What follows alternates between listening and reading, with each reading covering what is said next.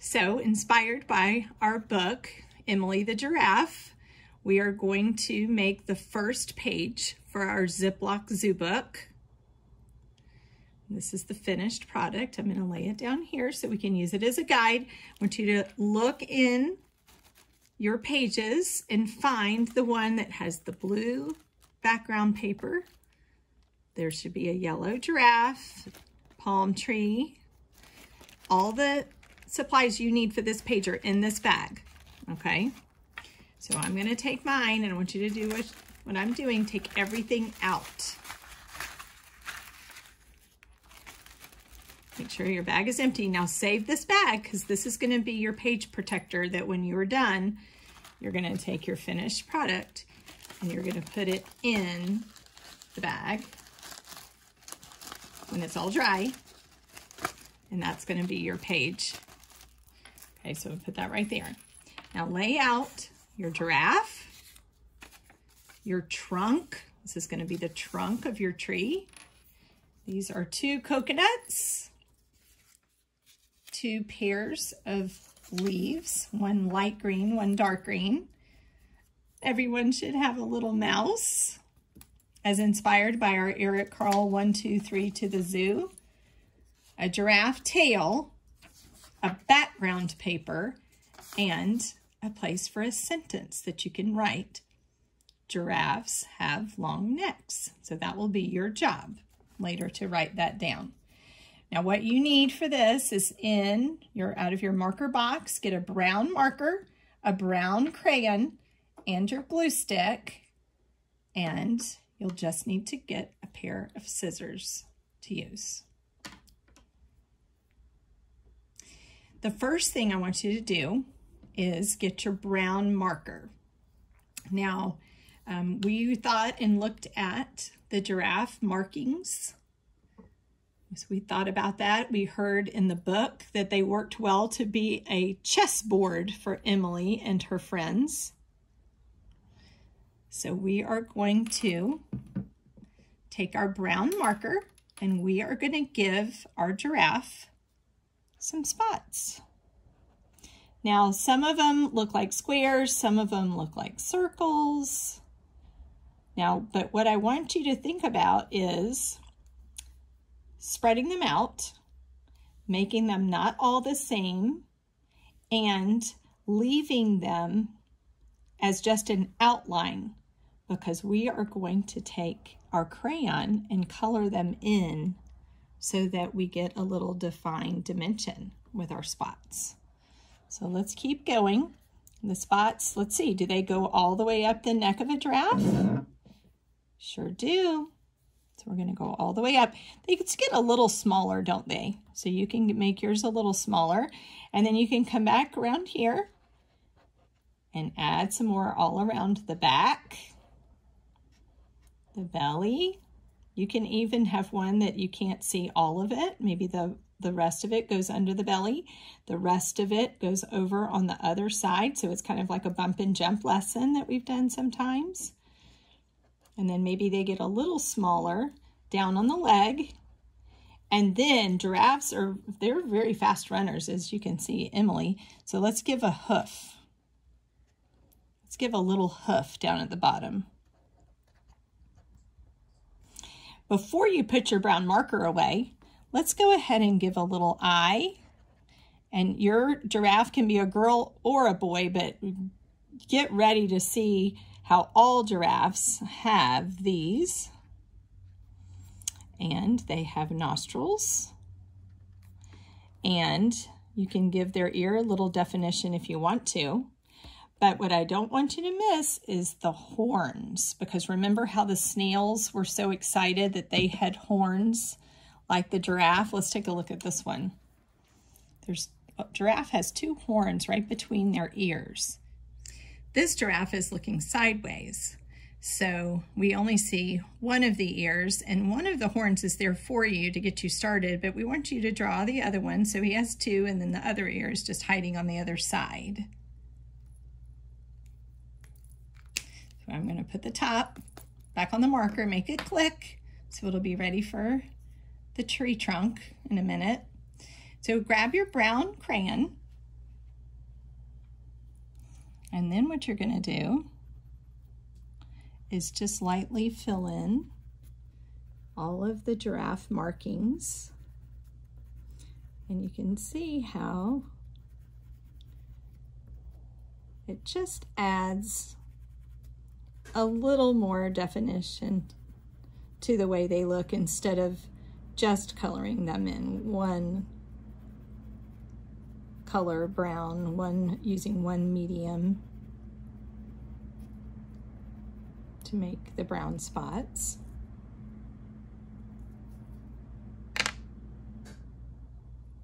And when you're ready, you can pick up your scissors, and remember, we call it thumbs up cutting. So take your thumb and put it in the little hole, and then put your 2 fingers in the bigger part, and you're gonna pull your thumb up and down and up and down, and remember to follow the line like a little track. Okay, so open and shut them, open and shut them, and just use this hand is like your guide hand. This hand's going to guide the turn. So this hand's going to turn the paper while you're open and shut, being very careful so that you can try to turn again at the neck, and then all the way to the chin and stop. Now, some students like to get rid of this part because it won't be in their way anymore. We usually keep a little trash can on our table, and you could do that too for all of your trash. So open and shut. You don't even have to go right back to where you were. Open and shut to the corner is easier than turning the corner. Some of you like to turn that corner, but it's good to learn to curve around and stop, so we don't want to cut off the horns that we just made. So just go around, and boys and girls, this is where if you need a little help from somebody else at your house, feel free to ask, but also don't feel like it has to be exact. You can just sort of go around the horns like that.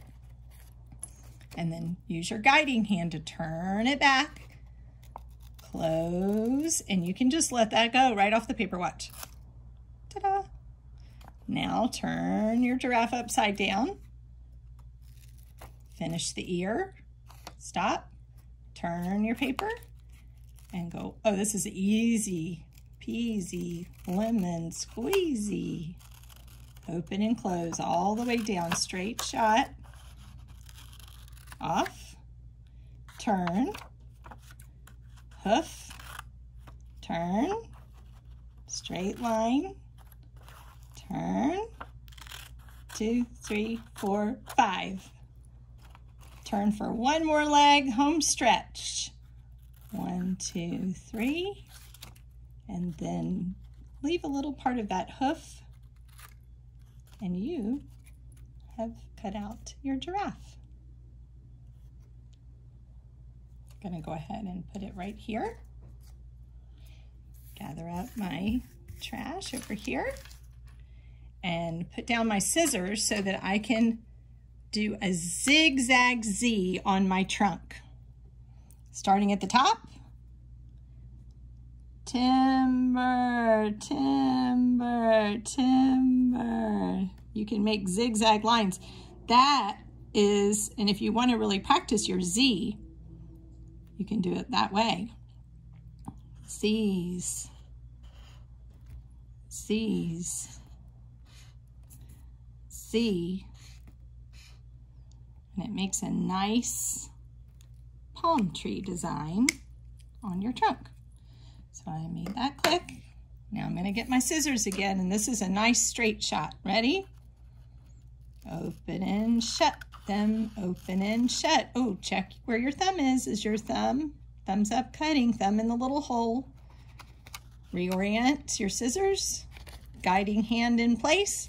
Open and shut them, open, shut. Turn, Turn, open and shut all the way down to the base of your trunk. Last line. Let's check. Where does this go? I'm gonna look. It goes on this side so that your giraffe is sort of looking at it, and I wonder if your giraffe is saying, that looks like a yummy tree to eat from. Giraffes love to eat from trees because they can reach up their necks. I'm gonna gather my little tail here to be ready. The little tail has pre-cut hair there. Okay. And so now you're going to pick up your leaves and get your scissors again. We recommend that you go ahead and cut these in half so that you're only working one at a time. Open and shut, open and shut, and shut, and shut. And wow, your guiding hand is getting some good practice today. Now, for a challenge cut on the leaves, if you would like to make them look like palm leaves, open and shut. Just not cutting all the way through, but look at that. Otherwise, they work very well to just use this shape.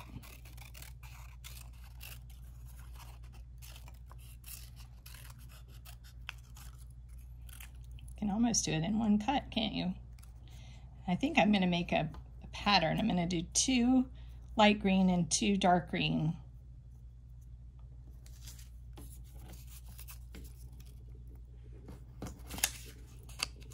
Okay, last part of the cutting.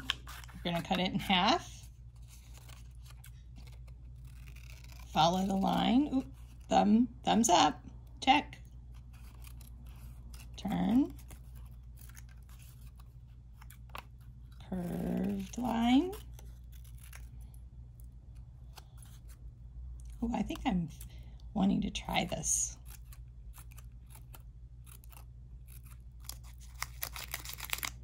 Yeah, that looks like a palm leaf, doesn't it? And then this one.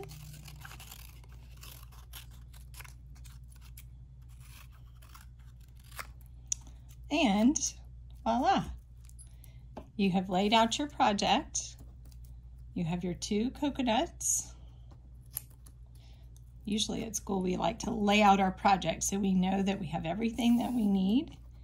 And then at the end, you're going to get to pick where the mouse is going to go on your page. So I'm going to get my glue. And these are new glue sticks, boys and girls. And so you don't have to twist up too much because there's already some there.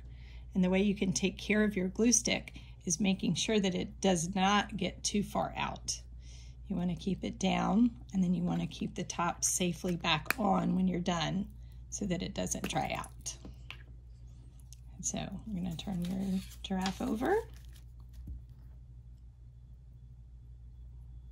Make sure there's enough glue. You don't have to push too hard to make it enough glue because this is going to be inside your Ziploc baggie. So it's going to be pretty protected. Okay, so now I'll move that out of my way a little bit and take the trunk and turn it over. Again, not pushing too hard so as not to waste the glue. And I'm not going to put it all the way on the end. I'm going to put it probably about midway there. And then I'm going to pick up my leaves.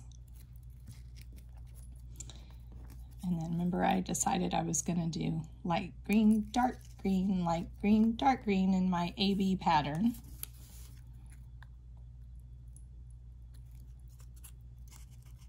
And remember the leaves grow out of the top of the trunk. So you want to keep your points up here all together. And they kind of hang down. And 1 coconut. I bet that Emily Giraffe had some of these coconut trees in Africa where she lived. We also remember it from the chicka tree, don't we? The chicka chicka boom boom tree where the letters went up the coconut tree. So we usually tuck the little tail under like that. Now the fun part, our little mouse. Let's think of ideas of where the mouse could go. Way up high on the giraffe's head. Maybe in the tree, at the top of the tree. Crawling down the tree. Do-do-do-do-do. Hiding underneath. Maybe not so safe. You wouldn't want to get stepped on, would you? So maybe right here on the back. Also looking at those yummy coconuts. Lots of choices, and don't forget, every page you get to pick. We'll tell you about the placement of the other items, and then you can pick where the little mouse goes. On the back?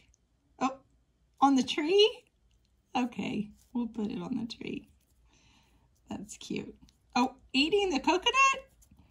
Okay, that's a cute idea. Crawling up the tree to eat the coconut. And there you go. And as soon as it dries, you'll be able to put it back into your bag. Okay, now get out your brown marker again. Or you really could do this in a pencil if you would like to get one. But while we have this out, we're gonna write the word giraffes have long necks. So we're just, all we are in charge of is writing the word giraffes. And because we used have, we have to add the S. We're talking about more than one giraffe. So start at the top, starting your letters at the top. We're gonna start with G. Now, we say tricky G, you don't fool me because of the giraffe sure sounds like a J, doesn't it? But we know now that giraffes start with the letter G.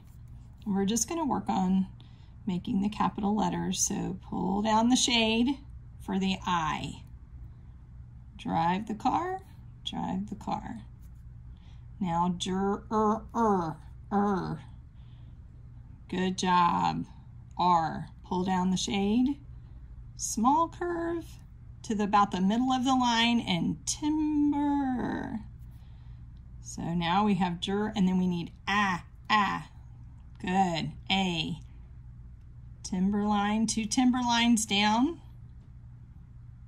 Almost like the look of the volcano. Drive the car. F. Good. F. Pull down the shade. Drive the car, drive the car. And there's 2 of them. So that's easy. Pull down the shade. Drive the car, drive the car.